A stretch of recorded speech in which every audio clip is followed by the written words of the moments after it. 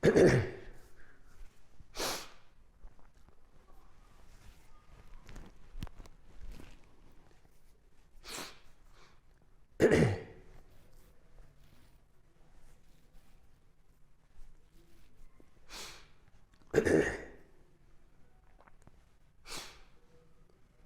मित्रों, આપણે જોયું કે સજીવમાં હજારો કાર્બનિક રસાયણો રહેલા છે, હજારો જીવાણુ રહેલા છે અને આ કાર્બનિક રસાયણો વચ્ચે હજારો જૈવ રાસાયણિક પ્રક્રિયાઓ થાય છે અને આ જૈવ રાસાયણિક પ્રક્રિયાઓ કરવા માટે શેની જરૂર પડે છે? ઉત્સેચકની। તો આ ઉત્સેચકો આ જૈવ રાસાયણિક પ્રક્રિયા કેવી રીતે કરાવે છે આપણે એનો વિસ્તૃત અભ્યાસ કરીએ। ચાલો, તો સૌથી પહેલા ઉત્સેચક છે ને એક ત્રિપરિમાણ સ્વરૂપ દર્શાવે છે। ઉત્સેચક એ પ્રોટીનની તૃતીયક સંરચના છે એટલે ત્રિપરિમાણ સ્વરૂપ દર્શાવે છે।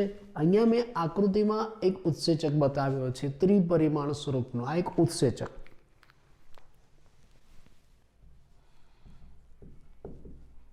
અને આ ત્રિપરિમાણ સ્વરૂપ વાળો જે ઉત્સેચક છે એમાં એક ક્રિયાશીલ સ્થાન, સક્રિય સ્થાન હોય, આ એનું સક્રિય સ્થાન। હવે શું થશે? આ સક્રિય સ્થાન સાથે કોઈ એક પ્રક્રિયક આવીને જોડાશે, નિશ્ચિત પ્રક્રિયક, ગમે તેવો નહીં, એની સાથે સંકળાયેલો હોય એવો જ પ્રક્રિયક ક્યાંકથી પ્રસરણ પામીને આ સક્રિય સ્થાને આવે છે। ચાલો, આ પ્રક્રિયક હવે પ્રસરણ પામીને આ સક્રિય સ્થાને પહોંચે છે। ચલો, પ્રસરણ પામીને અહીંયા સક્રિય સ્થાને પહોંચ્યું આ પ્રક્રિયક।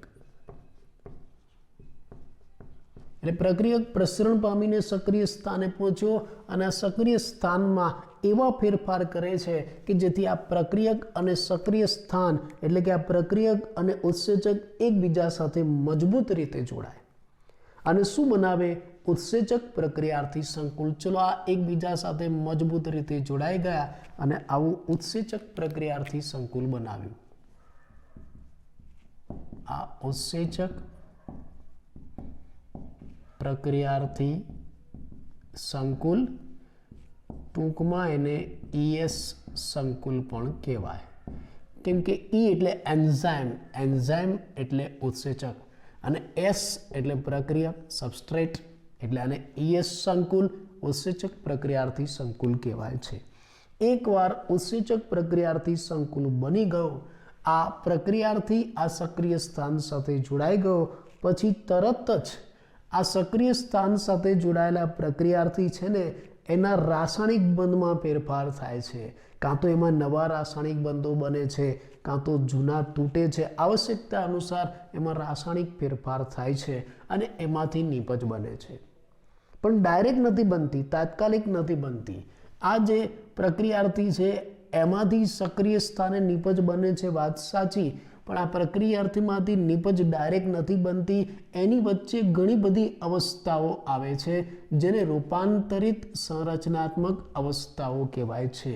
એટલે આ પ્રક્રિયાર્થીમાંથી નીપજનું નિર્માણ થાય, એની વચ્ચે ઘણી બધી રૂપાંતરિત સંરચનાત્મક આવી અવસ્થાઓ જોવા મળે છે જેને મધ્યવર્તી સંરચનાત્મક અવસ્થાઓ પણ કહેવાય અને એને સંક્રમણ અવસ્થા અથવા તો ટ્રાન્ઝિશન સ્ટેટ કહેવાય છે, એને સક્રિય સ્થિતિ પણ કહેવાય છે।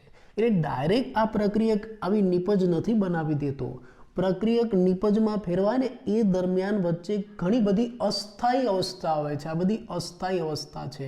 માન લો કે આ પ્રક્રિયક હતું, પહેલાં આવું સ્વરૂપ આપે અસ્થાયી, પછી એમાંથી આવું સ્વરૂપ આવે અસ્થાયી અને છેલ્લે આવું સ્થાયી સ્વરૂપની નીપજ બનાવે છે, સ્થાયી નીપજ છેલ્લે બનાવશે। તો વચ્ચે આ જે બધી અવસ્થા આવી એને રૂપાંતરિત સંરચનાત્મક અવસ્થાઓ કહેવાય છે અથવા તો મધ્યવર્તી સંરચનાત્મક અવસ્થાઓ કહેવાય છે અથવા તો સંક્રમણ અવસ્થાઓ। એકમાંથી બીજું, બીજામાંથી ત્રીજું સ્વરૂપ બનતું હોય ને એ ઘટનાને સંક્રમણ અવસ્થાઓ કહેવાય છે। જ્યાં પણ આવા ફેરફાર થાય, એકમાંથી બીજું, બીજામાંથી ત્રીજું અને છેલ્લે કંઈક સ્થાયી નવું આવે, આ બધી અવસ્થાઓને સંક્રમણ અવસ્થાઓ કહેવાય છે। અને છેલ્લે શું થયું? આ જે સક્રિય સ્થાન છે ને ત્યાં સ્થાયી નીપજ બની। આ બધા અસ્થાયી સ્વરૂપો હતા, સ્થાયી નીપજ બની। સ્થાયીનો મતલબ શું?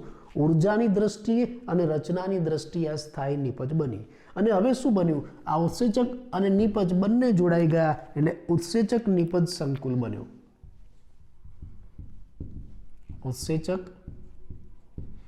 નીપજ સંકુલ. પહેલા ઉત્સેચક અને પ્રક્રિયાર્થી જોડાયેલા હતા તો ઉત્સેચક પ્રક્રિયાર્થી સંકુલ બન્યું હતું.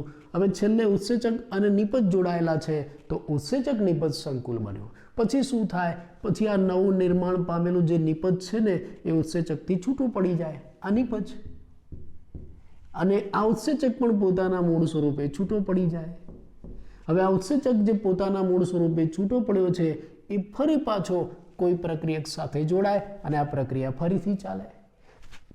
આ રીતે ઉત્સેચક પોતાનું કામ કરે છે અને કોઈ પણ જૈવ રાસાયણિક પ્રક્રિયા કરાવે છે. કેવી રીતે?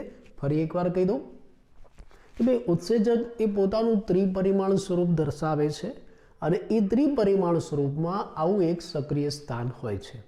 આ સક્રિય સ્થાન સાથે સૌથી પહેલા ક્યાંકથી પ્રક્રિયક આવીને જોડાય છે, પ્રસરણ પામીને. તો આ પ્રક્રિયક આવીને જોડાયો. પ્રક્રિયક જ્યારે ઉત્સેચક સાથે જોડાય છે ત્યારે ઉત્સેચકની અંદર કેટલાક બદલાવ લાવે છે. એવા બદલાવ લાવે છે એના સ્વરૂપમાં કે જેથી આ પ્રક્રિયક અને ઉત્સેચક એકબીજા સાથે મજબૂત રીતે જોડાય અને શું બનાવે? ઉત્સેચક પ્રક્રિયાર્થી સંકુલ. આ જે ઉત્સેચક પ્રક્રિયાર્થી સંકુલ બને કે તરત જ આ સક્રિય સ્થાન ઉપર જે પ્રક્રિયાર્થી જોડાયેલો છે એના રાસાયણિક બંધોમાં ફેરફાર ચાલુ થઈ જાય. કાં તો બંધો તૂટે કાં તો નવા બને. એ ફેરફારના કારણે એ સક્રિય સ્થાન ઉપર પ્રક્રિયકમાંથી શું બની જાય? નિપજ બની જાય. પણ પ્રક્રિયકમાંથી નિપજ ડાયરેક્ટ નથી બનતી, એની વચ્ચે આવી અસ્થાયી અવસ્થા આવે છે જેને શું કહેવાય છે? રૂપાંતરિત સંરચનાત્મક અવસ્થાઓ, અથવા તો બીજા શબ્દમાં મધ્યવર્તી સંરચનાત્મક અવસ્થાઓ. અને આ જ બધી રૂપાંતરિત અવસ્થાઓ છે એને સંક્રમણ અવસ્થા પણ કહેવાય છે અથવા તો સક્રિય સ્થિતિ પણ કહેવાય છે, ટ્રાન્ઝિશન સ્ટેટ. આ અવસ્થામાંથી પસાર થઈને છેલ્લે અંતિમ સ્થાયી સ્વરૂપ આવે છે જેને આપણે નિપજ કહીશું. એટલે સક્રિય સ્થાને જ્યાં પ્રક્રિયક જોડાયો તો ત્યાં હવે શું બની ગઈ? નિપજ બની ગઈ. સ્થાયી નિપજ ઉર્જાની દ્રષ્ટિએ સ્થાયી છે, રચનાની દ્રષ્ટિએ સ્થાયી છે, એવી સ્થાયી નિપજ બની જાય અને ઉત્સેચક નિપજ સંકુલનું નિર્માણ થાય.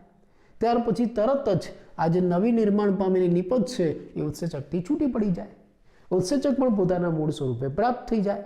પોતાના મૂળ સ્વરૂપે પ્રાપ્ત થયેલો ઉત્સેચક ફરી પાછો ક્યાંક ને ક્યાંક બીજા પ્રક્રિયાર્થી સાથે જોડાય અને પ્રક્રિયા ચાલુ કરે. આ રીતે સતત આ જૈવ રાસાયણિક પ્રક્રિયા ચાલે. હવે બીજી એક અગત્યની બાબત, કોઈ પણ જૈવ રાસાયણિક પ્રક્રિયા અથવા તો કોઈ પણ રાસાયણિક પ્રક્રિયા ઓટોમેટિક નથી થતી, આપમેળે નથી થતી. તમારે કોઈ પણ રાસાયણિક પ્રક્રિયા કરાવી હોય ને તો તમારે એને શક્તિ આપવી પડે, એની જાતે ન થાય. કારણ કોઈ પણ રાસાયણિક પ્રક્રિયા થાય એટલે પ્રક્રિયકમાંથી નિપજ બને. પ્રક્રિયકમાંથી નિપજ ક્યારે બને? હંમેશા પ્રક્રિયક પોતાના નિષ્ક્રિય સ્વરૂપે હોય છે. તમારે પ્રક્રિયકમાંથી નિપજ બનાવવી હોય તો પ્રક્રિયકને સક્રિય સ્વરૂપમાં ફેરવવું પડે અને પ્રક્રિયકને સક્રિય સ્વરૂપમાં ફેરવવા માટે શક્તિ આપવી પડે. અને એ જે શક્તિ તમે આપો છો ને એને સક્રિય શક્તિ કહેવાય. એટલે કોઈ પણ રાસાયણિક પ્રક્રિયા તમારે કરાવી હોય તો શાની જરૂર પડશે? સક્રિય શક્તિની. નિષ્ક્રિય પ્રક્રિયકને સક્રિય સ્વરૂપમાં ફેરવવા માટે આવશ્યક શક્તિ અને શું કહેવાય? સક્રિય શક્તિ. યાદ રાખજો.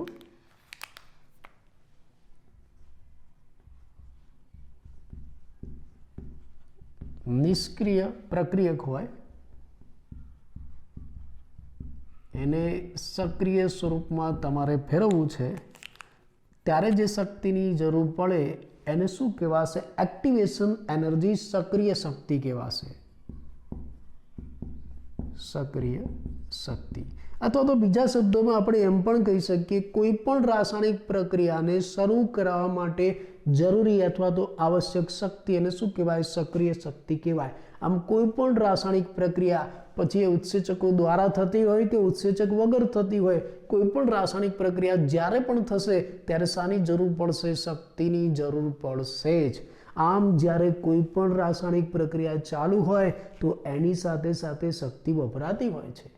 કેવી રીતે શક્તિ વપરાય એ આપણે જાણવું હોય તો એના માટે આપણે એક ગ્રાફ, એક આલેખ દોરીએ. ચલો આપણે આલેખ દોરીએ જેમાં એક્સ અક્ષ ઉપર આપણે કોઈ પ્રગતિશીલ રાસાયણિક પ્રક્રિયા લઈએ અને વાય અક્ષ ઉપર એન દરમિયાન વપરાતી સ્થાયી શક્તિ લઈએ. આ રાસાયણિક પ્રક્રિયાનો વેગ અને એ દરમિયાન વપરાતી શક્તિ આપણે જોઈએ. કોઈ પણ રાસાયણિક પ્રક્રિયા થાય એટલે એમાં શું બને? અહીંયા પ્રક્રિયક છે, એ પ્રક્રિયકમાંથી શું બને? નિપજ બને. પણ ક્યારે બને? પહેલા એ પ્રક્રિયક સક્રિય થાય ત્યારે, પહેલા એ પ્રક્રિયક એની સક્રિય સ્થિતિમાં આવે, સંક્રમણ અવસ્થામાં આવે, પછી નિપજ બને. આ પ્રક્રિયક હતો એ આ સંક્રમણ અવસ્થામાંથી પસાર થયો, પછી નિપજ બની. બસ આ સંક્રમણ અવસ્થા એટલે એની સક્રિય સ્થિતિ, એટલે પ્રક્રિયક જ્યારે સક્રિય સ્થિતિમાં આવે પછી જ નિપજ બને. તો આ પ્રક્રિયક જો આ ગ્રાફમાં જુઓ, આ પ્રક્રિયક આ એની સક્રિય સ્થિતિ એટલે કે સંક્રમણ અવસ્થા, આ પ્રક્રિયક આ સંક્રમણ અવસ્થામાં આવે તો જ એમાંથી આ નિપજ બને, પ્રોડક્ટ પી નિપજ બનશે. બરાબર. પ્રક્રિયકને આ સક્રિય અવસ્થા પ્રાપ્ત કરવા માટે, પ્રક્રિયકને સક્રિય સ્વરૂપ પ્રાપ્ત કરવા માટે જે શક્તિ વપરાય છે એને શું કહેવાય? સક્રિય શક્તિ. તો આ સક્રિય શક્તિ થઈ. આ પ્રક્રિયકને એની સક્રિય અવસ્થા પ્રાપ્ત કરવા માટે જે આવશ્યક શક્તિ છે એને આપણે શું કહીશું? સક્રિય શક્તિ. આ સક્રિય શક્તિ એટલે આ એક આપણે કોઈ રાસાયણિક પ્રક્રિયાનો ગ્રાફ બતાવેલો છે. આ રાસાયણિક પ્રક્રિયા એક્સ અક્ષ ઉપર લીધી અને એ દરમિયાન વપરાતી શક્તિ આપણે વાય અક્ષ ઉપર લીધી. પ્રક્રિયકમાંથી નિપજ બને છે. પ્રક્રિયકમાંથી ડાયરેક્ટ નિપજ નહીં બને, પહેલાં એને કઈ અવસ્થા પ્રાપ્ત કરવી પડશે? પ્રક્રિયકે પહેલાં સક્રિય અવસ્થા, સંક્રમણ અવસ્થા પ્રાપ્ત કરવી પડશે, પછી જ નિપજ બને. પ્રક્રિયકને આ સંક્રમણ અવસ્થા પ્રાપ્ત કરવા માટે જે શક્તિ વાપરે છે એને આપણે શું કહીશું? સક્રિય શક્તિ કહીશું. તો તમે સક્રિય શક્તિ કેવી રીતના માપી શકો? આ પ્રક્રિયાથી અને સંક્રમણ અવસ્થા વચ્ચે જે શક્તિનો ફેરફાર થાય છે એને શું કહેવાય? સક્રિય શક્તિ. વ્યાખ્યા આવી થશે: પ્રક્રિયાથી અને સંક્રમણ અવસ્થા વચ્ચે શક્તિના ફેરફારને આપણે શું કહીશું? સક્રિય શક્તિ કહીશું. આ રીતે એને સક્રિય શક્તિ મળશે, એ સંક્રમણ અવસ્થાએ પહોંચે, પછી જ એમાંથી નિપજ બને. આ એક રાસાયણિક પ્રક્રિયા પૂરી થાય. તો આપણે એક રાસાયણિક પ્રક્રિયા કેવી રીતે થાય અને એ દરમિયાન શક્તિ કેવી રીતે વપરાય આપણે એનો ગ્રાફ બતાવ્યો. આ જે રાસાયણિક પ્રક્રિયાનો આલેખ આપણે બતાવ્યો છે, અથવા તો આ આલેખમાં આપણે જે રાસાયણિક પ્રક્રિયા બતાવી છે એ બાહ્યોસ્મીય રાસાયણિક પ્રક્રિયા છે. કેવી રાસાયણિક પ્રક્રિયા છે? બાહ્યોસ્મીય. પ્રશ્ન થાય કે તમને કેવી રીતના ખબર પડે કે આ બાહ્યોસ્મીય રાસાયણિક પ્રક્રિયા છે? તમને આ પ્રક્રિયક અને નિપજના શક્તિ સ્તર ઉપરથી ખબર પડે કે આ બાહ્યોસ્મીય રાસાયણિક પ્રક્રિયા છે કે અંતઃઉષ્મીય.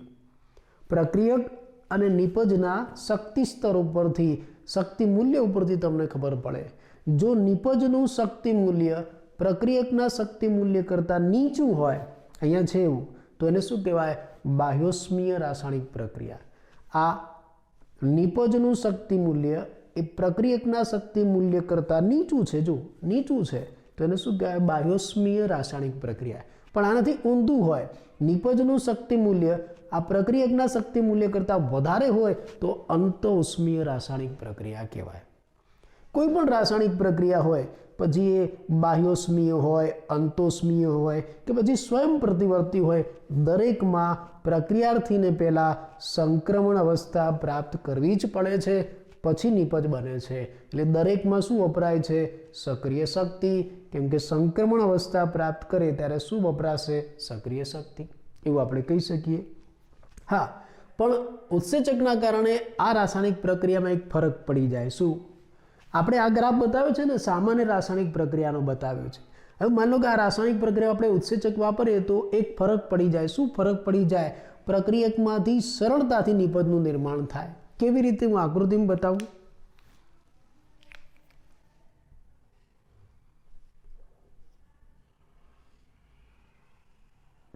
આ રીતે અહીંયા આપણે ઉત્સેચક વાપર્યું, આમાં ઉત્સેચક છે, ઉત્સેચકની હાજરી. હવે આ જ રાસાયણિક પ્રક્રિયા આપણે ઉત્સેચકની હાજરીમાં કરી તો શું થયું? તો પ્રક્રિયકમાંથી સરળતાથી નિપજનું નિર્માણ થયું. કેમ? તમે જુઓ, જુઓ શું થયું? સક્રિય શક્તિ ઘટી. સક્રિય શક્તિ ઘટી એટલે જો આ જ રાસાયણિક પ્રક્રિયા ઉત્સેચક દ્વારા થશે તો શક્તિના વપરાશમાં, એના અવરોધમાં ઘટાડો થશે. આ ઉત્સેચક વગર રાસાયણિક પ્રક્રિયા થઈ તો વધારે શક્તિ વપરાઈ, સક્રિય શક્તિ વધારે વપરાઈ. પણ આ રાસાયણિક પ્રક્રિયા ઉત્સેચકની હાજરીમાં થઈ તો શક્તિ ઓછી વપરાઈ, નિપજ એની જ મળી. આમ ઉત્સેચકો શું કરે છે? કોઈપણ જીવરાસાયણિક પ્રક્રિયાને ઝડપી બનાવે છે. તો અહીંયા આપણે આકૃતિ સાથે ઉત્સેચકની કાર્યપદ્ધતિનો અભ્યાસ કર્યો. ઉત્સેચકની કાર્યપદ્ધતિ અને ક્રિયાવિધિનો અભ્યાસ કર્યા પછી આ કાર્યપદ્ધતિ ઉપર કયા પરિબળો અસર કરે છે આપણે એનો અભ્યાસ કરીશું. એક બીજી ટૂંક નોંધ, ઉત્સેચકોની ક્રિયાવિધિ ઉપર અસર કરતા પરિબળો. કયા પરિબળો અસર કરે? તો એના માટે તમારે ઉત્સેચકનું બંધારણ યાદ કરવું પડે કે ભાઈ ઉત્સેચક શાના બનેલા છે? પ્રોટીનના. અને કેવા પ્રોટીનના? પ્રોટીનનું તૃતીયક બંધારણ. ઉત્સેચક એ પ્રોટીનની તૃતીયક સંરચના છે. એનો મતલબ કે જે પરિબળો આ પ્રોટીનની તૃતીયક સંરચનામાં ફેરફાર કરે એ બધા જ ઉત્સેચકની ક્રિયાવિધિ ઉપર અસર કરે. કયા પરિબળો? તાપમાન, pH, પ્રક્રિયકોની સાંદ્રતા અને કોઈ વિશિષ્ટ રસાયણ જે ઉત્સેચક સાથે જોડાય છે એ પણ ઉત્સેચકની ક્રિયાવિધિ ઉપર અસર કરે છે. ફરી એકવાર, કયા પરિબળો ઉત્સેચકની ક્રિયાવિધિ ઉપર અસર કરે છે? તાપમાન, pH, પ્રક્રિયકોની સાંદ્રતા અને કેટલાક વિશિષ્ટ રસાયણો જે ઉત્સેચક સાથે જોડાય છે એ પણ ઉત્સેચકોની ક્રિયાવિધિ ઉપર અસર કરે છે. આપણે સૌથી પહેલી વાત તાપમાન અને pH ની કરીએ. જો મિત્રો તમે બધા જ જાણો છો કે દરેક ઉત્સેચક ચોક્કસ નિશ્ચિત તાપમાન અને pH મર્યાદામાં જ કામ કરે. દરેક ઉત્સેચકને ચોક્કસ તાપમાન અને pH મળે ને તો જ એ સક્રિય થાય, નકર નિષ્ક્રિય રહે. એટલે દરેક ઉત્સેચક માટે નિશ્ચિત તાપમાન અને pH મર્યાદા આવશ્યક છે. હા, એમાંથી અમુક તાપમાન અને pH મર્યાદાએ ઉત્સેચક છે એ મહત્તમ ક્રિયાશીલ હોય, જેને ઉત્સેચકનું ઇષ્ટતમ તાપમાન અથવા તો ઇષ્ટતમ pH કહેવાય. દાખલા તરીકે આ ઉત્સેચકની ક્રિયાવિધિનો એક ગ્રાફ બતાવ્યો છે જેમાં pHની કેવી અસર થાય છે આપણે એ બતાવ્યું છે. એટલે pHની અસર દર્શાવતો ઉત્સેચકની ક્રિયાવિધિનો ગ્રાફ આવો આવશે. આ નિશ્ચિત તાપમાન મર્યાદામાં નિશ્ચિત pH મર્યાદામાં ઉત્સેચક કામ કરે છે, પણ આ જગ્યાએ આ લેવલે આ જે ઉત્સેચક છે એ મહત્તમ ક્રિયાશીલ બને છે, એટલે આને ઇષ્ટતમ pH કહેવાય છે. આ ઇષ્ટતમ pH. એવી જ રીતે તાપમાનમાં પણ આ તાપમાનનો ગ્રાફ છે. ઉત્સેચકોની ક્રિયાવિધિ ઉપર તાપમાનની અસર દર્શાવતો આ ગ્રાફ છે કે ભાઈ ઉત્સેચકો નિશ્ચિત તાપમાન મર્યાદામાં કામ કરે છે, પણ અમુક તાપમાન મર્યાદામાં આ ઉત્સેચકો મહત્તમ કામ કરે છે અને ઇષ્ટતમ તાપમાન કહેવાય. આ ઇષ્ટતમ તાપમાન એટલે ઉત્સેચકને જ્યારે ઇષ્ટતમ તાપમાન કે ઇષ્ટતમ pH મળશે ને ત્યારે મહત્તમ ક્રિયાશીલતાથી કામ કરશે. હા, પણ તમે ઇષ્ટતમ કરતાં વધારે અથવા તો ઓછું તાપમાન અથવા તો pH આપો તો એની ક્રિયાશીલતા ઘટે છે. દાખલા તરીકે આપણે તાપમાનની વાત કરીએ. માન લો કે આ ઇષ્ટતમ તાપમાન છે, એનાથી તમે નીચું તાપમાન આપો ને તો ઉત્સેચકો નિષ્ક્રિય બની જશે. અને આ ઇષ્ટતમ તાપમાન છે એનાથી તમે વધારે તાપમાન આપો, ઊંચું તાપમાન આપો તો ઉત્સેચકો પોતે નાશ પામે છે, નષ્ટ થઈ જાય છે. કેમ? ઉત્સેચકો પ્રોટીન છે. ઊંચા તાપમાને પ્રોટીન પોતાનું નૈસર્ગિક સ્વરૂપ ગુમાવી દે છે, વિનૈસર્ગીકરણ પામે છે. એટલે ઊંચું તાપમાન આપશું ને તો ઉત્સેચકો પોતે જ નાશ પામશે, ક્રિયા જ કરશે નહીં. એટલે આ રીતે દરેક ઉત્સેચક પોતે નિશ્ચિત તાપમાન અને pH મર્યાદામાં જ કામ કરે છે. અમુક તાપમાન અને pHમાં આ ઉત્સેચકો છે એ મહત્તમ કાર્ય કરે છે, જેને ઇષ્ટતમ તાપમાન અને ઇષ્ટતમ pH કહેવાય. આ ઇષ્ટતમ તાપમાન અને pH કરતાં જો વધારે કે ઓછું માપ આપવામાં આવે તો ઉત્સેચકો પોતાની ક્રિયાશીલતા ઘટાડે છે. ઉદાહરણ તરીકે જો તમે નીચું તાપમાન આપશો તો ઉત્સેચકો નિષ્ક્રિય થઈ જશે, અને ઊંચું તાપમાન આપશો ને તો ઉત્સેચકોનો જ નાશ થઈ જશે, નષ્ટ થઈ જાય છે. તો આ પહેલું પરિબળ જે ઉત્સેચકોની ક્રિયાવિધિ ઉપર અસર કરે છે એનો આપણે અભ્યાસ કર્યો, તાપમાન અને pH. ચાલો હવે આપણે બીજા પરિબળની વાત કરીએ, પ્રક્રિયકની સાંદ્રતા. પ્રક્રિયકની સાંદ્રતા પણ ઉત્સેચકની ક્રિયાવિધિ ઉપર અસર કરે છે. કેવી રીતે? સામાન્ય રીતે તમે જેમ પ્રક્રિયકની સાંદ્રતા વધારો ને એમ ઉત્સેચકીય પ્રક્રિયાનો વેગ વધે. તમે જેમ જેમ પ્રક્રિયકની સાંદ્રતા વધારતા જાઓ એમ ઉત્સેચકીય પ્રક્રિયાનો વેગ વધે. કેવી રીતે? આપણે ગ્રાફમાં જોઈએ. અહીંયા આપણે ગ્રાફ બતાવ્યો છે, આ x અક્ષ અને આ y અક્ષ. एक्स अक्ष पर આપણે એસ લીધું છે, સંકેન્દ્રણ સાંદ્રતા, અને વાય અક્ષ ઉપર આપણે પ્રક્રિયાનો વેગ લીધો છે. જો ગ્રાફ ઉપરથી જુઓ, તમે જેમ જેમ સંકેન્દ્રણ વધારતા જાઓ છો એમ એમ પ્રક્રિયાનો વેગ વધતો જાય છે અને એક સમયે મહત્તમ બની જાય છે. એક સમયે પ્રક્રિયાનો વેગ મહત્તમ પ્રાપ્ત થાય છે.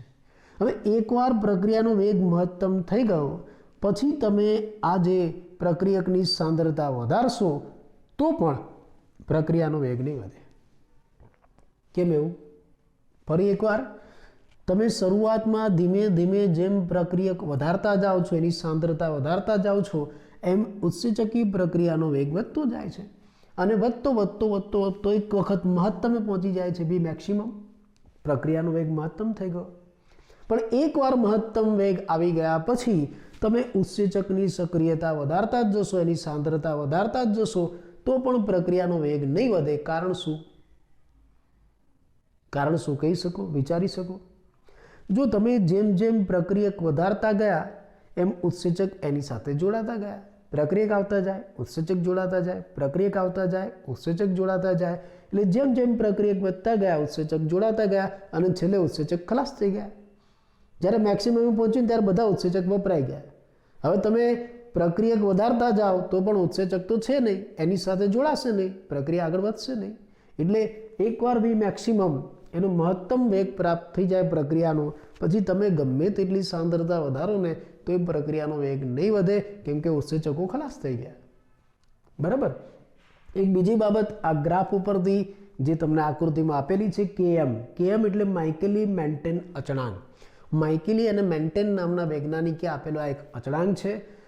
એક નવી માન્યતા, એક નવી બાબત આના પરથી સાબિત કરી છે કે ભાઈ આ ઉત્સેચકીય પ્રક્રિયાનો મહત્તમ વેગ બી મેક્સિમમ, જ્યારે આ ઉત્સેચકી પ્રક્રિયાનો વેગ એના મહત્તમ કરતાં અડધો હોય, વી મેક્સિમમ બાય 2, ત્યારે જે પ્રક્રિયકની સાંદ્રતા હોય છે ને એને માઇકેલી મેન્ટેન અચળાંક કહેવાય છે. જ્યારે ઉત્સેચકીય પ્રક્રિયાનો વેગ એના મહત્તમ કરતાં અડધો હોય ત્યારે જે પ્રક્રિયકની સાંદ્રતા હોય છે એને માઇકેલી મેન્ટેન અચળાંક કહેવાય છે. એને કેએમથી દર્શાવાય છે. સમજાયું?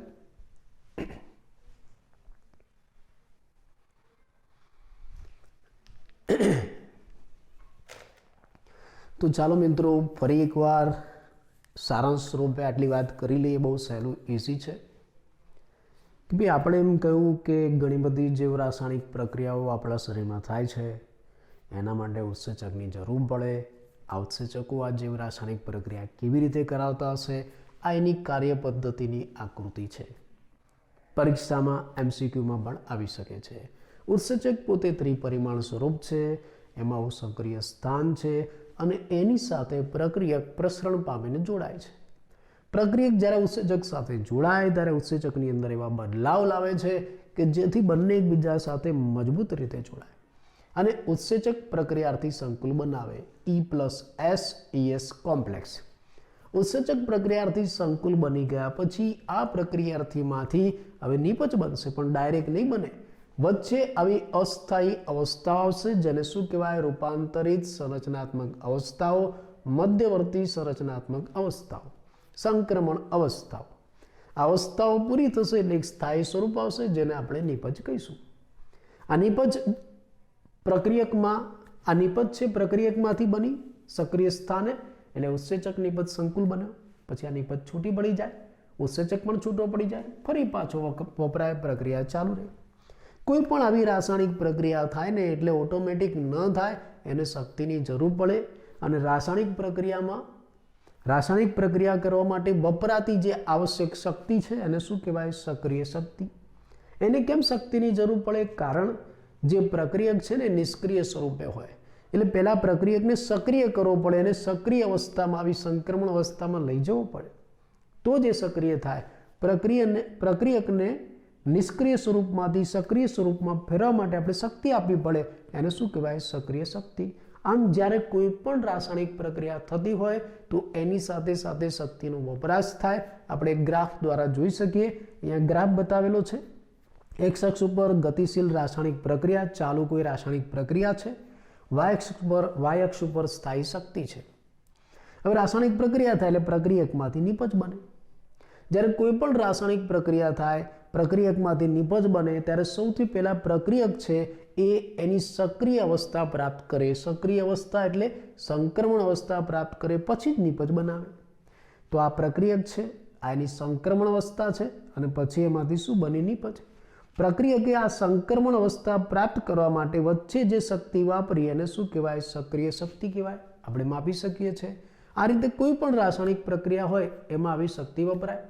આપણે આજે ગ્રાફ બતાવ્યો છે બાહ્યોસ્મીય પ્રક્રિયાનો છે. બાહ્યોસ્મીય પ્રક્રિયા છે, તમને કેવી રીતના ખબર પડી? આ પ્રક્રિયક અને નિપજના શક્તિ સ્તર ઉપરથી. પ્રક્રિયક કરતાં જો નિપજનો શક્તિ સ્તર નીચો હોય, એનું મૂલ્ય નીચું હોય તો બાહ્યોસ્મીય અને ઊંચું હોય તો અંતઃઉષ્મીય. પણ કોઈ પણ રાસાયણિક પ્રક્રિયા હોય, પછી બાહ્યોસ્મીય હોય કે અંતઃઉષ્મીય હોય કે સ્વયં પ્રતિવર્તી, એ જ્યારે રાસાયણિક પ્રક્રિયા થશે ત્યારે પ્રક્રિયાર્થી છે એ સંક્રમણ અવસ્થામાં જાય પછી જ નિપજ બને. એટલે એમાં શક્તિ તો વપરાય છે. પણ એક વસ્તુ છે, જો આ રાસાયણિક પ્રક્રિયામાં ઉત્સેચક આવે ને તો આ પ્રક્રિયકમાંથી નિપજ સરળતાથી બને. કેમ સરળતાથી બને? તો નીચે આપણે ગ્રાફ બતાવ્યો છે. આ ઉત્સેચક વગરનો છે ને આ ઉત્સેચકની હાજરીમાં પ્રક્રિયા છે. ઉત્સેચકની હાજરીમાં પ્રક્રિયા થઈને તો તમે જુઓ સક્રિય શક્તિ ઓછી વપરાય છે, આટલી છે. એટલે શક્તિની આવશ્યકતા ઘટે છે, પ્રક્રિયા ઝડપી પૂરી થઈ જાય છે એવું આપણે કહી શકીએ. તો અહીંયા આપણે આખી ઉત્સેચકની ક્રિયાવિધિ સમજાવી. E+S ES કોમ્પ્લેક્સ, એમાંથી પછી નિપજ બની એટલે EP કોમ્પ્લેક્સ અને છેલ્લે નિપજ અને ઉત્સેચક છૂટા પડી ગયા. હવે આ જે આખી ક્રિયાવિધિ પ્રોસેસ આપણે જોઈ એના ઉપર કેટલાક પરિબળો અસર કરે. કયા પરિબળો અસર કરે? જે પ્રોટીન ઉપર અસર કરતા અને બધા પરિબળો ઉત્સેચક ઉપર અસર કરે. કેમ કે ઉત્સેચક શાના બનેલા છે? પ્રોટીનના. એટલે તાપમાન છે, pH છે, પ્રક્રિયકોની સાંદ્રતા છે, કોઈ વિશિષ્ટ રસાયણ સાથેનું જોડાણ, આ બધું જ આના ઉપર અસર કરે. પહેલી વાત આપણે તાપમાન અને pHની કરી કે ભાઈ દરેક ઉત્સેચક પોતે ચોક્કસ નિશ્ચિત તાપમાન અને pH મર્યાદામાં જ કામ કરે. હા, એમાં પણ અમુક એવી નિશ્ચિત તાપમાન અને pH હોય છે કે જ્યારે આ પ્રક્રિયાનો દર મહત્તમ થઈ જાય છે, એ નિશ્ચિત તાપમાન અથવા તો pHને આપણે ઇષ્ટતમ કહીશું. ઇષ્ટતમ તાપમાન, ઇષ્ટતમ pH. જો આ ઇષ્ટતમ સ્થિતિ કરતાં જો વધારે અથવા તો ઓછી પરિસ્થિતિ સર્જાય તો પ્રક્રિયાની ક્રિયાશીલતા ઘટી જાય. આપણે તાપમાનના ઉદાહરણ દ્વારા જોઈએ કે ભાઈ નીચું તાપમાન આપવામાં આવે તો ઉત્સેચક નિષ્ક્રિય બને અને ઊંચા તાપમાને નાશ પામે છે. આપણે એવું કહી શકીએ. પ્રક્રિયકની સાંદ્રતા, સામાન્ય રીતે તમે પ્રક્રિયામાં જેમ પ્રક્રિયક વધારતા જાઓ ઉત્સેચકીય પ્રક્રિયામાં, એમ ઉત્સેચકીય પ્રક્રિયાનો વેગ વધે. આપણે ગ્રાફ બતાવે છે જો. અને એક સમયે આ વેગ મેક્સિમમ મહત્તમ થઈ જાય, પણ પછી તમે પ્રક્રિયકની સાંદ્રતા ઉમેરતા જાઓ તો પ્રક્રિયાનો વેગ નહીં વધે, કારણ કે બધા ઉત્સેચક વપરાઈ ગયા. હવે પ્રક્રિયક કોની સાથે જોડાશે? પ્રક્રિયા જ નહીં થાય, એટલે પ્રક્રિયાનો વેગ નહીં વધે. બીજું, આ ગ્રાફ ઉપરથી માઇકલ મેન્ટેન નામના વૈજ્ઞાનિકે માઇકલ મેન્ટેન અચળાંક આપેલો છે. એ એમ કહે છે કે આ જે મહત્તમ પ્રક્રિયાનો વેગ છે ને એના કરતાં અડધા વેગે V maximum/2 જે પ્રક્રિયકની સાંદ્રતા છે એને માઇકલ મેન્ટેન અચળાંક કહેવાય છે.